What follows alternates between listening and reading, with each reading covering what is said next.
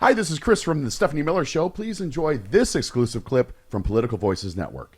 And I was talking about, don't model cowardice, Joe and Mika and Bill Maher. Like, you have a lot more money and a lot more protection than most of us, Model courage. Right. Look what just happened in South Korea. And I get the instinct to self-preserve. Like, okay, you know what? Yeah. I don't want to be audited. I don't want to be, up to my eyeballs in legal fees because they're coming after me for this or that. Fact of the matter is that this entire, whatever it is, garment rending about the Joe Biden pardon of Hunter Biden is based on self-preservation. It's like, no, don't make sure you don't upset the monster. Don't go over there and poke the monster because then he's going to do something monstrous. Yeah.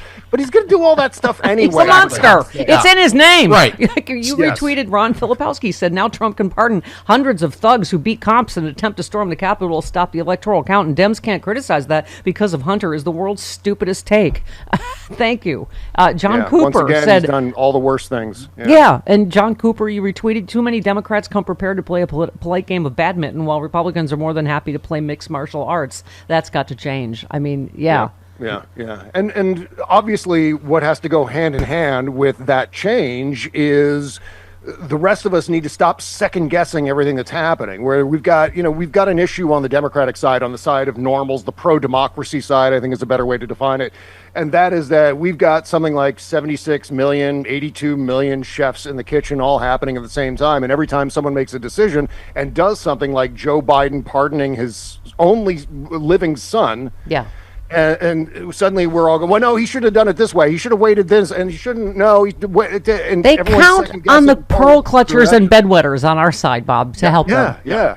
And meantime, the Republicans, everyone falls in line behind Donald Trump. With a couple of rare exceptions, but most of the time that's going to be the case. And most of Donald Trump's cabinet picks, most of his nominees are going to get confirmed through the Senate. Some of them will get rejected, thankfully, but most of the time it's Republicans walking in lockstep behind their leadership. And there's something to be gained from that. There's a lesson to be learned on our side of things. And it doesn't mean, unquestioningly following our leadership, but at the same time, when certain decisions are made, it may be a good idea to just say, okay, well, this person is one of the only people standing between us and authoritarianism, so let them do their thing. They may know better than me. There's a level of expertise at play sometimes, and we've got to sometimes defer to that. Yep. And if we're sitting here, I still can't believe we're in this place where Joe Biden does one thing that some people are giving us side eye about, but Donald Trump does, 30,000 things in a single week. And we've normalized it so long ago. We're so numb to it. We're just like, It's like Joe Rogan said on his show the other day. I saw this clip going around that he decided not to vote for Kamala Harris and Tim Walz because Tim Walz lied about his military service in Tiananmen Square. Well, you endorsed the guy who lied 30,000 times during his first 4 years in presidency. The Washington Post documented every single one of those lies. Didn't lie. Somebody misremembers a date of exactly what area of somewhere they were in 1980. I can't even. Right. That's just it. And to sort of categorize those things even as a lie is misleading. What Tim Walz was saying.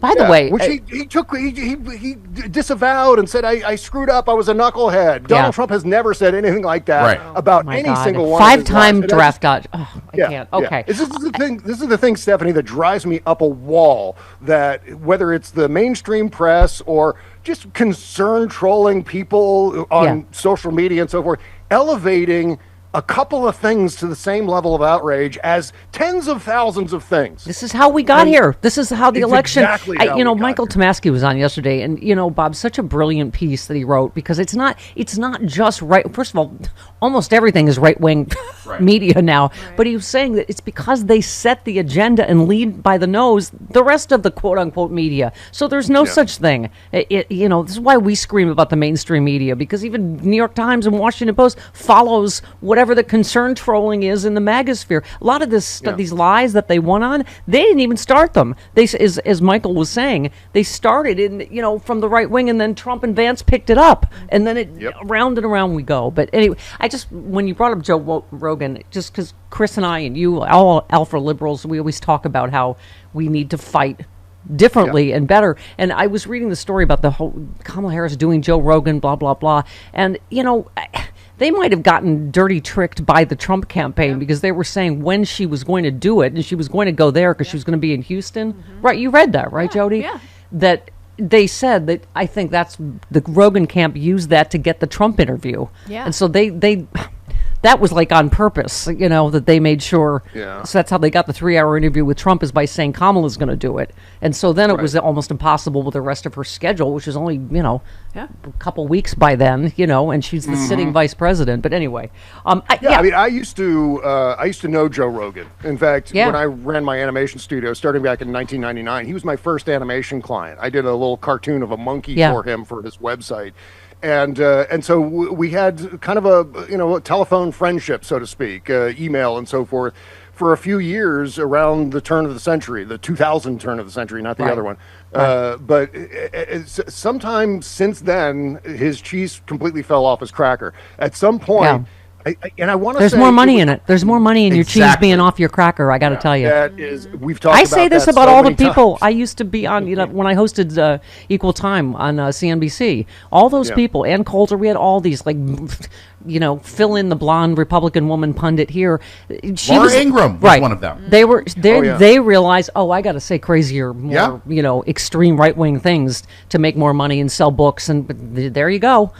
Yeah, it's proven. All that stuff is provably inaccurate. Ann Coulter used to invite me to go to dinner with a bunch of people of all political stripes when she would come to L.A. Yeah. So no, you're exactly right.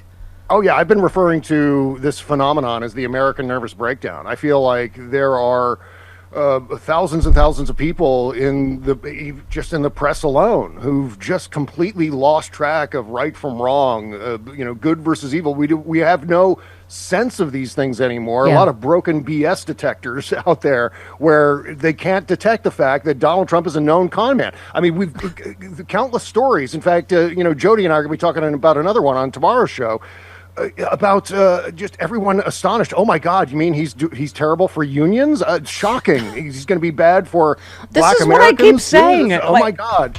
Just critical thinking. It's not about education or not. It's just really these are all the things he told you he was going to do, or that he already did. I mean, but in terms of fighting. By the way, just differently. I loved you said Donald Trump doesn't need an excuse to be a D. Pardon or no pardon, he'll still do his worst. Right. And you said, I guess everything Democrats do from now on will be subject to concerned trolling warnings about Donald pushing back or reacting like an a-hole, walking on eggshells because we're afraid of how he'll react as one way authoritarian controls our behavior.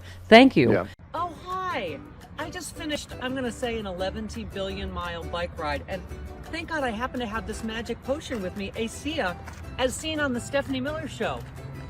It helps my cells communicate better so that I can heal faster from overdoing because I'm lying about my age. I also use it on my face.